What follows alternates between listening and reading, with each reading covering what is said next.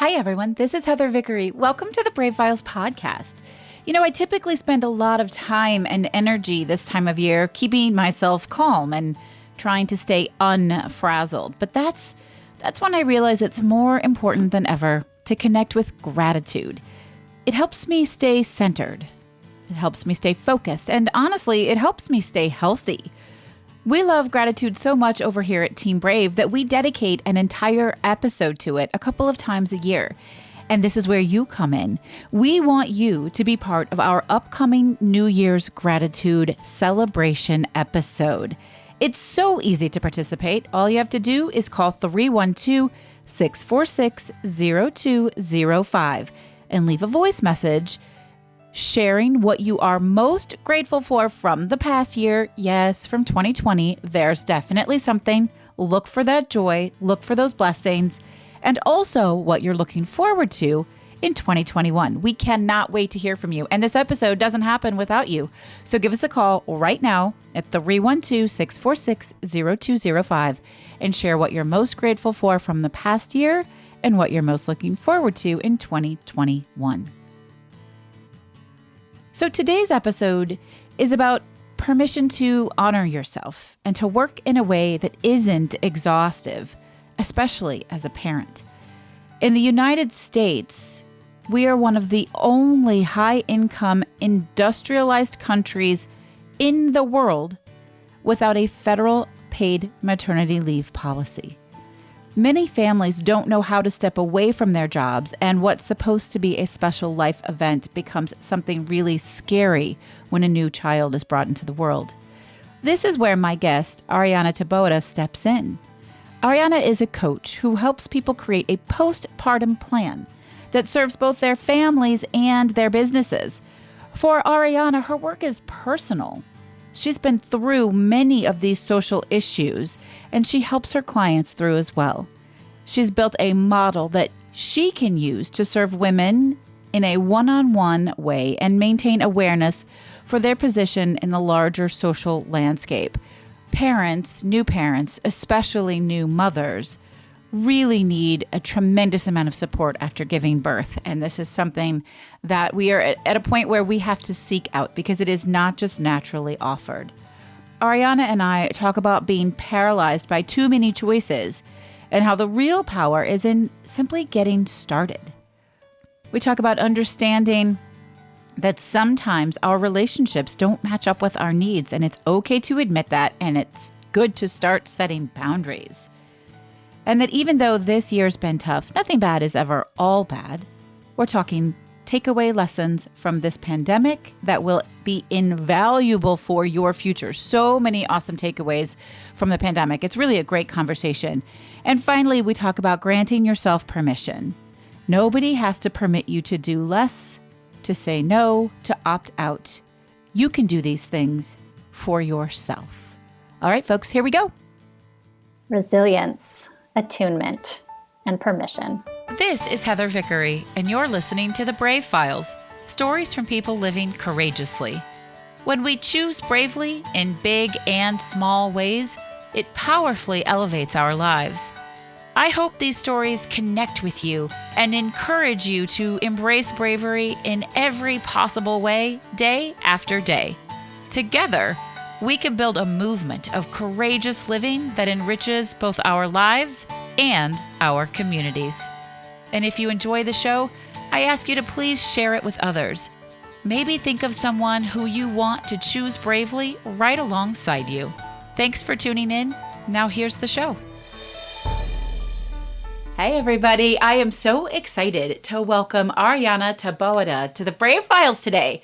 This has been an interview a long time in the making because I have to tell you a tiny secret. Even though you have gotten a brand new episode of the Brave Files every single week since the pandemic hit, I stopped doing interviews for about 6 solid months. And, part of being brave is about being honest about your abilities and your capabilities. And I said to folks, I cannot wait to talk to you, but there are 7 learners in my house and we need to reconfigure how this is going to work. So now we're back at it. And I am so excited to finally have this conversation with Arianna. She speaks and writes about maternity leave as a social justice and economic issue. She's also a coach helping folks figure out what it looks like to create a maternity leave that will actually work for them and serve their families and their businesses. She's also been on the front lines of navigating anti-immigration politics in the U.S. with her own young binational family. And then she became the breadwinner for her family while her husband was the primary care providing stay-at-home parent. There is a lot to unpack here. Arianna, welcome to the Brave Files. Thanks for having me, Heather. I'm really excited to finally be here after many weeks of finding our way. Thanks for your patience. One of the things that we chatted about right before we started recording the session, and I think it's so interesting, is when the pandemic first hit and I went to you and all of the interviews I had scheduled and I said, look, we're going to have to push this back several months because I just need to figure out how this is going to work. We all felt underwater. And you said, I think we're just a different kind of underwater now. It's like not gone. Yeah, we're in a new current trying to tread water. A new current trying to tread water. Yes, I think that is true. And also we are facing so much globally and as a nation from the work that you're doing from a social justice standpoint. Just, wow, it just feels like every day the pile gets heavier, doesn't it? Yeah, it is. There's a lot. I know these episodes roll out kind of several weeks after, but the moment we're in right now, while we're sitting together to record, is a particularly heavy week, it feels like. Yeah, yes. So this particular week that Arianna is referencing happens to be the week after our beloved RBG passes and the Breonna Taylor indictment or lack thereof came down. And there's a lot going on for sure. So let's unpack a little. You are really on the front lines of really important and empowering social justice work, and in a way that I've quite frankly never seen or heard of anyone else doing when it comes to maternity leave. So can you tell us a little bit about this, what it means to think about it from a social justice and an economic issue, and how you came to be doing this work? Sure. I think there's an interesting merging of my personal journey with my professional journey. So I'll start on the professional side. I'm a public health social worker by training, and so worked kind of in clinical settings with women who were navigating pregnancy and postpartum under a bunch of really challenging social circumstances. Things like also experiencing intimate partner violence or unstable housing. Or fear of deportation. And so learning to navigate that as a professional and understanding that the act of kind of caring for your family is inherently has to do with the systems and structures that either benefit you or don't, along with kind of my personal journey of politicization as a young person. Yeah. And so I wound up pursuing a master's in maternal child health and just landed at this intersection where I was living in Mexico with my partner and could no longer do the kind of work within an organization necessarily, but really was bitten by this entrepreneurial bug. So was trying to find my way in this, how do you walk the walk of a social entrepreneur? And in my case, a kind of solopreneur. Yeah. And so slowly began to build a model that I could use to work one-on-one, serving women, but also knowing that I was the particular way I was trained and just my orientation around how does what I'm doing with individuals fit into larger systems change, began to just orient myself and then write about it to kind of put my thoughts out, bring clarity to myself, but also begin to just think about the issue as you were talking about, as a social justice and economic justice imperative. So that's been kind of at a very high level, the journey, and I'm happy to dive in. Yeah, no, it is very high level. So it's funny. I often tell people that I realized very quickly out of college that while I worked incredibly well with people, I never worked well for people. And so entrepreneurship was really the only viable option. For me, what led you down that path? And it sounds to me, and so if I have this wrong, please correct me, but it sounds to me like having a social business, social justice oriented business was imperative to whatever you were going to choose to do. But what made you realize that you wanted to do this as an entrepreneur, as a solopreneur? Yeah. So part of it's like, I guess, right time, right place. Sure. Yeah. As I mentioned, I'm a social worker by training. And although I was trained in the US in North Carolina specifically, at the time, my partner and I were living in Mexico, where social workers are not clinical providers in the same way they are in the US. And so I kind of had to reinvent what being a social worker was going to look like for me in a context where I could do things like provide social support and provide consultation and coaching, but not clinical services.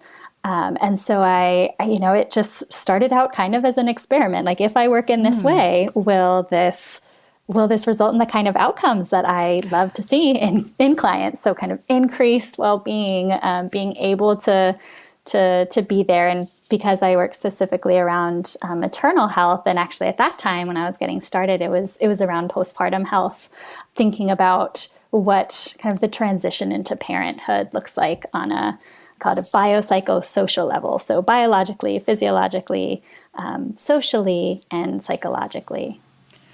Oh, that's really fascinating. But I love, so, as a success and leadership coach, I tell people all the time, just try a thing.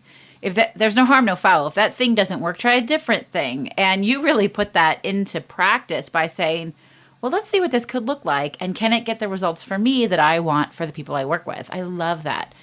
So it sounds like your experiment has worked for you. How long have you been a social entrepreneur, and kind of what lessons have you learned about creating this out of nothing? Yeah, so I started that version, that kind of private practice experiment, what will work, in 2013. And I mentioned that I was pretty much exclusively working in postpartum health, but then the experiment really shared back with me the learning that people were specifically asking about the maternity leave planning part of it. And essentially, I stopped working with people after they had a baby, and in 2015 shifted to working with people when they were kind of second trimester, in planning for postpartum, not only for themselves as individuals and as parents, but as business owners. And so 2015 is kind of the marker of when this version started. Okay, I love that. So tell everybody why this is so important. Why would somebody hire a maternity leave coach? And how is that, and I think I know the answers to this, but I'm really excited to hear what you say. How is that a social justice and economic equity issue? Sure. So I'll start with the second part of the question, with the reality that the U.S. is one of a handful of high-income industrialized countries that does not have a federal paid leave policy. And so a lot of people are completely unprotected and vulnerable in this transition to parenthood. And entrepreneurs are in no way kind of excluded from that vulnerability. And in some ways I always say, in a lot of ways, become vulnerable in a way that they might not have experienced previously. And so I'm thinking specifically of service-based entrepreneurs, of women who are still generating a lot of the revenue through their either one-on-one work or through their kind of sweat equity on a day-to-day basis in their business, who don't have large teams necessarily, and who often face the question of, will I be able to step away from my business? And as a health professional, I know from all of the decades of research we have that not stepping away can have some real health costs down the road. And also, I've been there myself and know that like not knowing how to step away can feel pretty scary. And so what I show up and help folks through is figure out a way that works for their business model as well as their personal needs of how to take maternity leave in a way that works for them. And oftentimes that is addressing kind of the layers of vulnerability that have to be peeled back.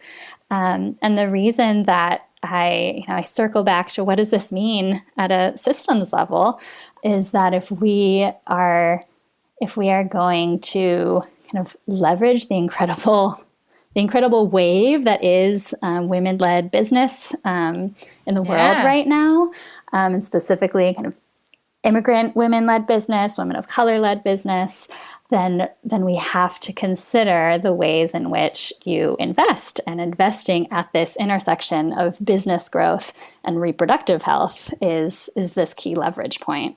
Yeah. Oh, gosh, that is so important. And it's so huge. And we're learning, at least I'm learning every day, just how unjust and unequitable the medical system is, the healthcare system for people of color, in particular for Black women in the healthcare within this country. And certainly maternity leave is no exception.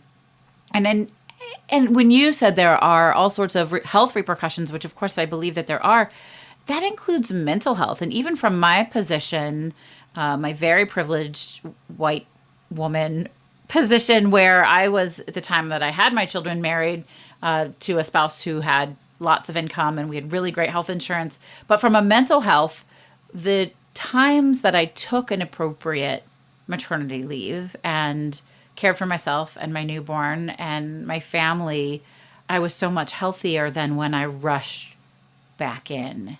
And I've done both. When my second baby was born, I feel like tremendous guilt in my whole life for this. Within an hour of her being born, I was on a business call because I was in the events industry and there was an event that weekend. I wasn't running the event, but I was still the person in charge. And that is something I have such a hard time giving myself grace for. Yeah. And the reality, just listening to your story is one of those heart drop moments because it's, in some ways we set it up so that you didn't really have a choice. There was nothing, there was no social norms to say she is completely off. She is in a bubble where no one reaches her. Yeah. And even though you had this family level of support, what does it look like to reimagine community support, state level support, federal support, cultural support for being able to be fully in that transition? I love that. So there's this whole actual national level, all of that I think is really important and could be hugely, obviously should just all be burned down and rebuilt. But then there's this self-motivation aspect of it. So I clearly had screwed up boundaries there, but I'm not sure how that could have been set apart differently. But where I did have a boundary is that client, that bride, still tried to get me to show up the following Saturday. I had my baby on a Monday to show up on Saturday at her reception. You don't have to stay, just come, because she loved me, right? And she wanted me to be there. And I was like, no. I have a 4-day-old baby. I am not showing up. We have all of these plans in place. You're fine. So how much of the work is about helping these women understand their worth and worthy of having boundaries, of creating contingency plans, of saying no, all of that? Yeah. I'm chuckling because a big part that is huge. I would imagine it has to be. Yeah, that's so much of my own work, and I'm not talking about having babies. Yeah, it's reminding me one of the tools that I go back to over and over again. I've used it since 2006 at this point. It's called an eco map, and it's essentially a way to visually draw out the people in your life and identify whether those people are kind of helpful in the ways you need them to be helpful postpartum, or whether they actually represent kind of a challenging relationship where it may be hard to either set boundaries or have the boundaries you set respected. And so going through this eco map process while pregnant is something that I have every single client do. And I through my pregnancy, made myself a client, made myself do it. Yes, I love that. We so often don't do that for ourselves. Yeah. And so It's almost like allowing the person to think about how they're going to engage in that conversation before it actually happens, and almost rehearse in some ways the ability to say what you're going to say before you're in like the actual postpartum haze of everyone making all these crazy requests and being deep in emotions and not really knowing how to say or what to say it, and sometimes staying silent and not saying anything at all. Yeah. Oh my gosh, I love that. Sounds like such an incredible resource for everyone in so many situations, not just maternity related. Yeah, it's a good one. I've used it with like young people who are nowhere near kind of the maternity phase of life. And yeah, it can always be helpful to all of us. Just clarify our relationships and our needs, and how sometimes our relationships don't always match up with our needs. That is so true. If folks listening wanted to connect with you and utilize that document, is that possible?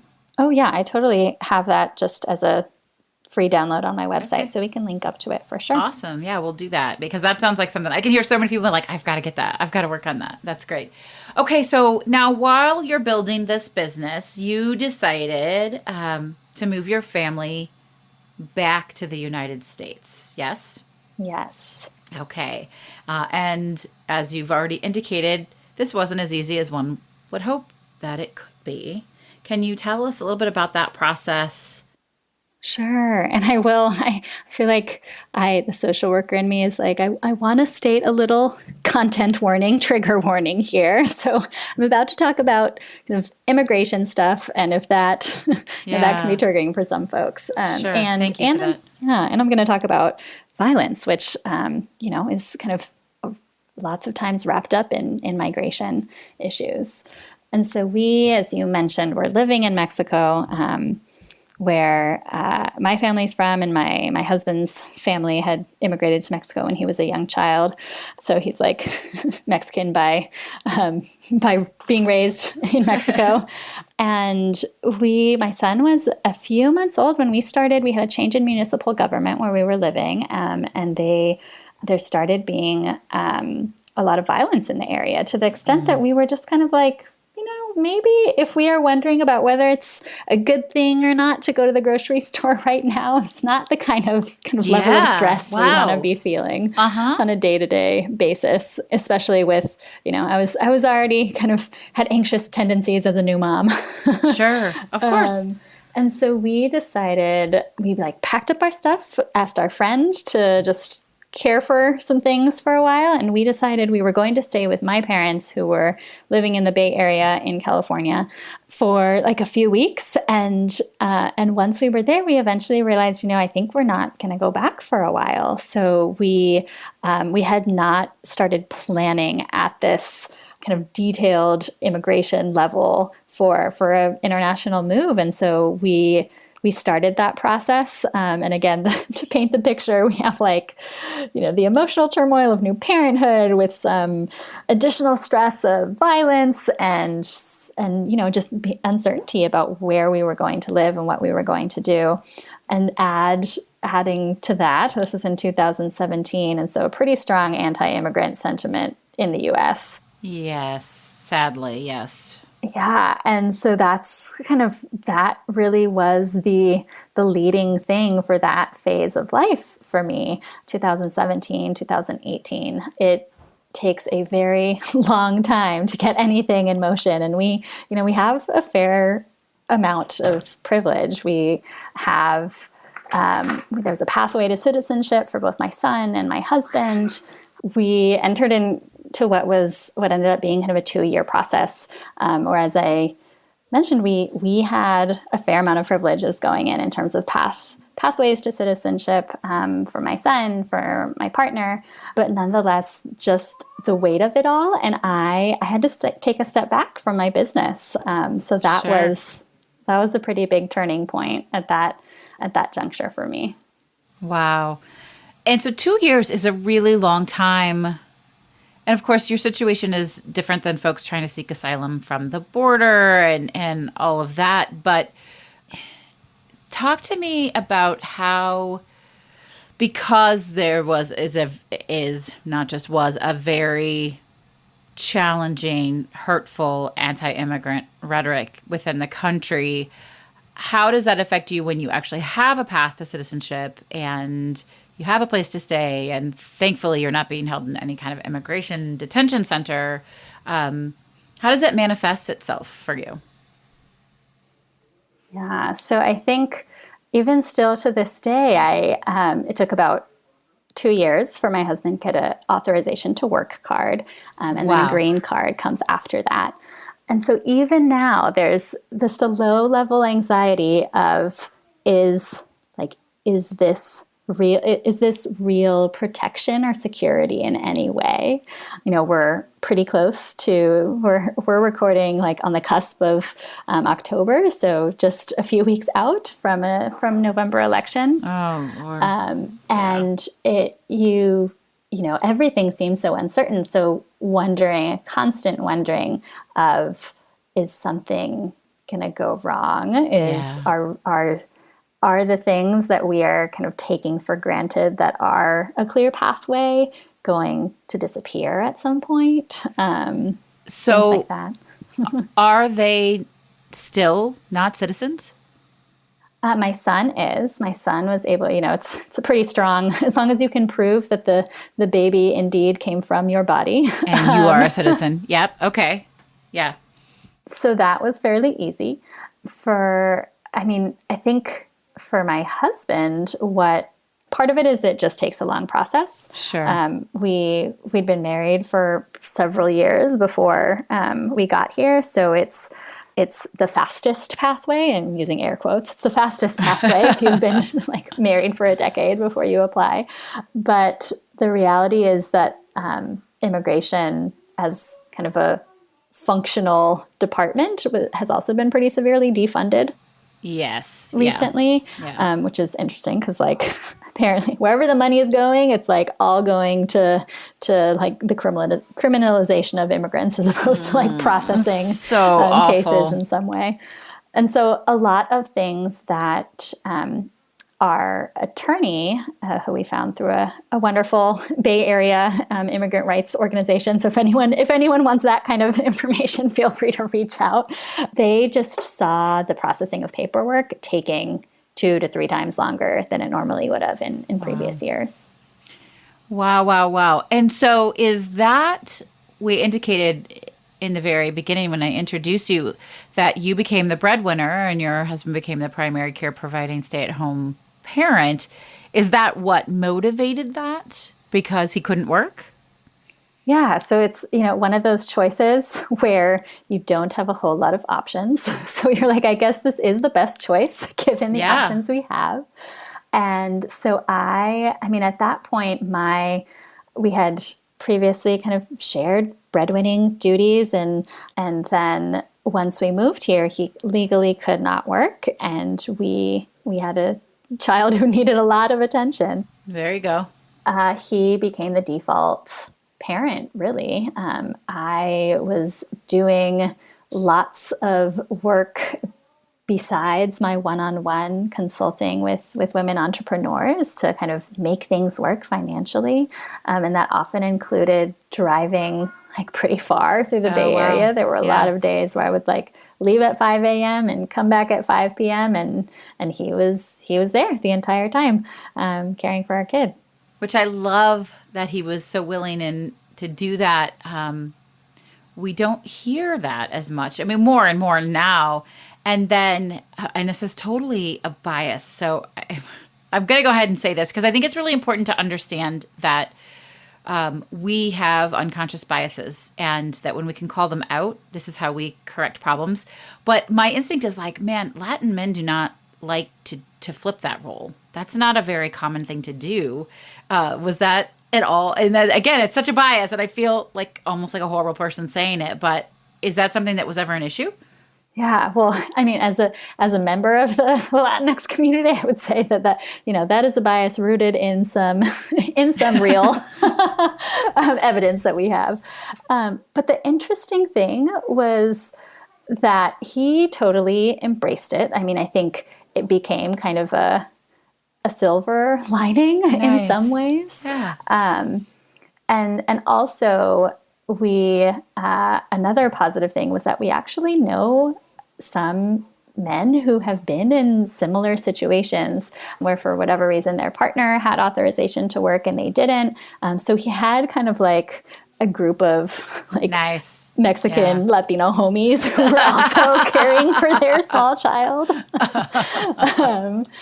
And I think that really helped, some of whom had kids who were slightly older. And so I think it helped to, the thing that always helps to see that you are not alone and that there are a community of people who are experiencing or have experienced similar things. I love that. I think that's really, really wonderful. And yes, going back to the importance of being able to see yourself in these roles and all of these different roles. We had mentioned earlier on that this is the 1 week anniversary of the passing of RBG, but I think of her when I think of like women will become equal when men share the domestic responsibilities, or when all people do. I mean, I'm a lesbian, but it's equally as important that if you have a 2-household family, that everybody be involved in caring for your family. Yeah. In some ways, I think that's the pandemic we're living in is like really the caregiving conversation has gotten so interesting in a way that, I'm hopeful will gain traction in a way that it hasn't before. It's funny that you say that. I have a client who I think listens to the show. So hello, client. I won't say your name, but you will know it's you, who his wife and 2 children are COVID positive. And so they're quarantining upstairs. And guess who's doing all the things, all the cooking, all the cleaning, all the everything. And he keeps going, how do you people do this? How do you moms do this? And I'm like, now you need to balance better with your wife. Like, this cannot be on her all the time. In what ways can you step up? I actually told him that I thought he should write a book called COVID Lessons Learned from COVID on How to Be a Better Partner.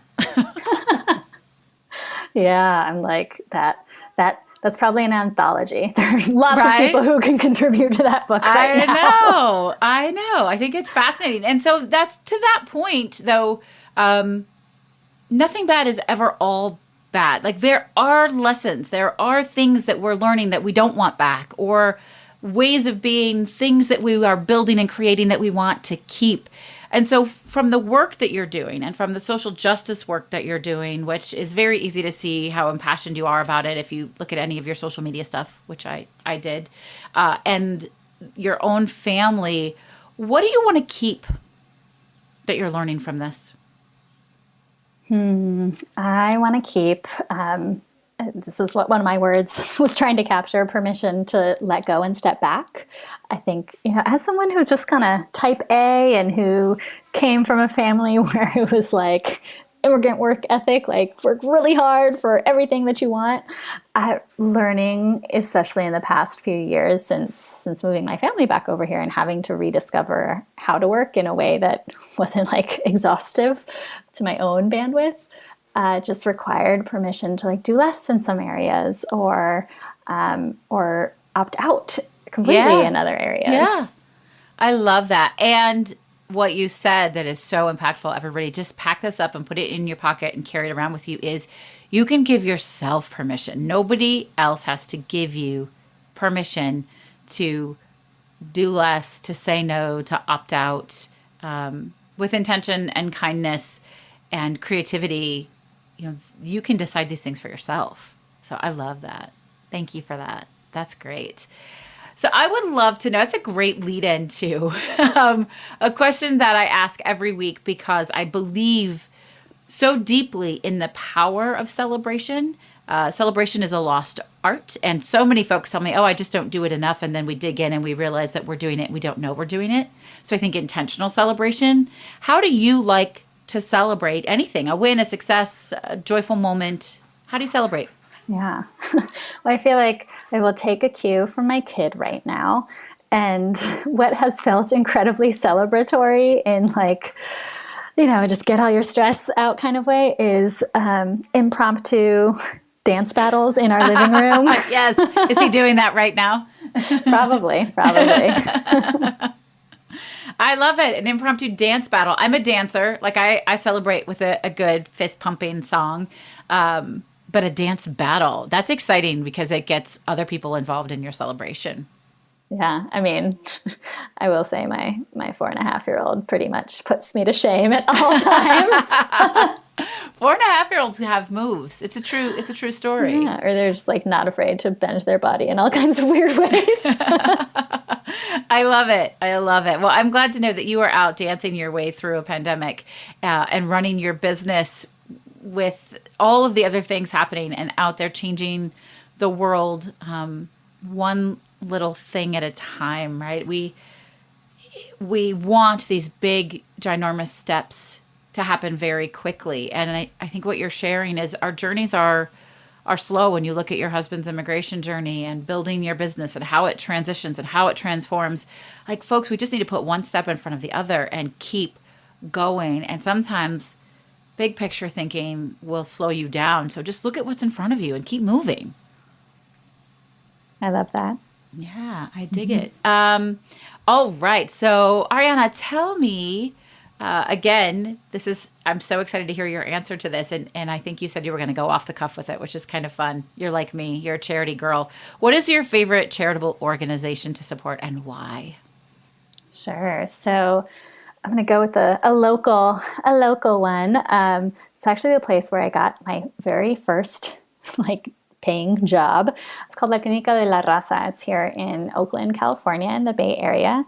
It is a safety net health system. So it serves uninsured and underinsured populations. And as you might be able to tell by its name, which essentially translates to the clinic of the people, it specializes in serving and providing culturally and linguistically aligned services for the Bay's Spanish-speaking populations. I love that. I love that. And I will tell you that those types of organizations are everywhere. So every week they will be our charity of the week. And every week I urge my listeners to either support this particular charity, get to know them, share them with somebody, or find one similar in your own community. And there are lots of ways to give back. There are lots of ways to be involved, even now, even when we're social distancing, even when we're wearing masks and being really responsible to the best of our ability. There are lots of ways that you can get involved because we are now called upon as a global people to lean in and to support one another because we are either all going to fly together or we are all going to fall together. We are in this. We have to support one another. So thank you for sharing that, Arianna. Sure thing. Will you share your 3 words with us one last time? Sure. Resilience, attunement, and permission. Yeah, resilience, attainment, and permission. They're beautiful words. Resilience is a hot button word for me right now. I think it is so impactful, and it definitely sounds like the story of your life is resilience, is pushing through, recreating, reinventing, getting up, trying it again, not giving up. I love that. Can you talk about your second word just for a second and give us some insight into why you selected that word? Sure. So attunement, I was trying to figure out a word that was the one-word version of tuning into my needs, or tuning into your needs, anyone's ability to tune into themselves. And really, the what has emerged for me is that it's a practice, and if I don't do that consistently, it's hard for me to tap into what I really need and want in the moment. But when I commit to checking in, little check-ins every couple of hours, or a deeper dive to sit and listen to my inner thoughts on a weekly basis, then I'm able to tap into it much more quickly and almost build that muscle. I love that. That is absolutely wonderful. So my coaching method is called the BRAVE method, and the R stands for reassessment, reframing, and resilience. And that reassessment piece is exactly what you're talking about, but building it into your life to pay attention, to learn and grow and see what's happening and what's working and what's not working. And attunement is a really wonderful word choice there. I'm gonna sit with that. I love it.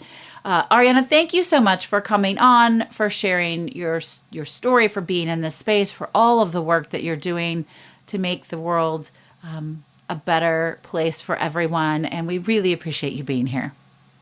Thank you so much for having me. I'm glad we were able to connect. Yes, me too, me too.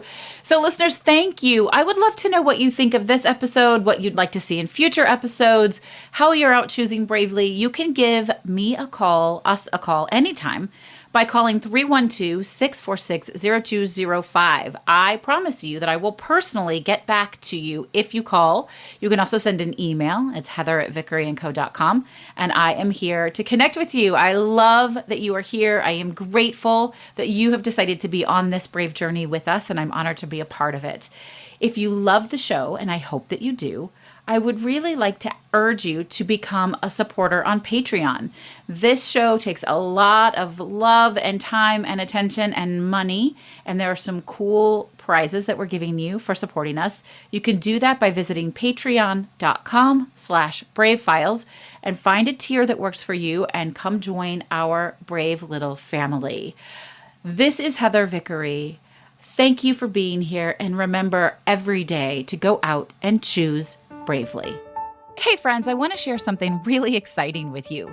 We already know you enjoy listening to podcasts because you're listening to this one, but I'm also betting you enjoy audiobooks. And hey, listen, if you don't already enjoy audiobooks, then it's time to check them out. That's why I'm really excited to share Libro.fm with you. They are an incredible new platform for listening to audiobooks. And by choosing Libro.fm over other audiobook services, you are supporting a local bookstore of your choice and investing in your local community. Libro.fm offers over 150,000 audiobooks via their primary platform, which, by the way, they built with love and from scratch because they're a small business also. They even offer bookseller recommendations for great audiobook options. You can sign up right now via www.vickeryandco.com/LibroFM. That's vickeryandco.com/LIBROFM. And when you do, you'll get one free audiobook of your choice, and the proceeds will go to your favorite local bookstore. Now, check what I just said there. You're going to get a free book, and the proceeds are still going to go to your local bookstore because Libro.fm makes sure that their booksellers get paid even when they give a promo to customers. I've listened to over 20 audiobooks this year alone. I especially love listening to memoirs read by the author, and it feels great knowing that all of my purchases support my local bookstore, The Book Table, in Oak Park, Illinois. Libro.fm. The same audiobooks, the same price, but a completely different story. Check them out right now at vickeryandco.com/LibroFM.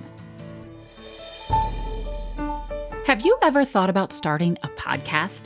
Maybe you've had this thought and then quickly shut it down because who has the time? Or you don't know how, or gosh, it just all seems too hard. If you have something to share with the world, we want to encourage you to get your message out. The world needs to hear it. Did you know that 50% of all homes are podcast fans? If you've ever wondered about having your own podcast or how it can increase your business or get your message across, then please join me and the other experts from the Podcast Power Academy for our monthly free Q&A session. It's called So You Want to Start a Podcast? This casual live conversation will help you understand how podcasting can be a great decision, why now is the best time to get started, and how to get into action with it. Visit podcastpoweracademy.com to learn more. You've been listening to The Brave Files, stories of people living courageously. To learn more about the show, find our show notes and full episode transcripts, or to get some great bonus content, visit thebravefilespodcast.com. And we would love to know what you think of the show. You can give us a call at 312-646-0205. Let us know your thoughts on the episode, the show in general, or maybe share with us how you're out choosing bravely. This episode is brought to you by Vickery & Co. Success Coaching. coaching that helps you maintain a life well lived and a business well run. Learn more at vickeryandco.com. Our music was created and produced in a custom collaboration with Matt Lewis from ML Creative Consulting, a boutique firm dedicated to helping clients identify their unique sound and amplify their brand with custom delivered soundtracks. We couldn't do any of this without our extraordinary audio engineer, Andrew Olson. Learn more about him and check out his work at findandrewolson.com. And special thanks to everyone on Team Brave, from our producers, associate producers, copy editors, writers, and support team.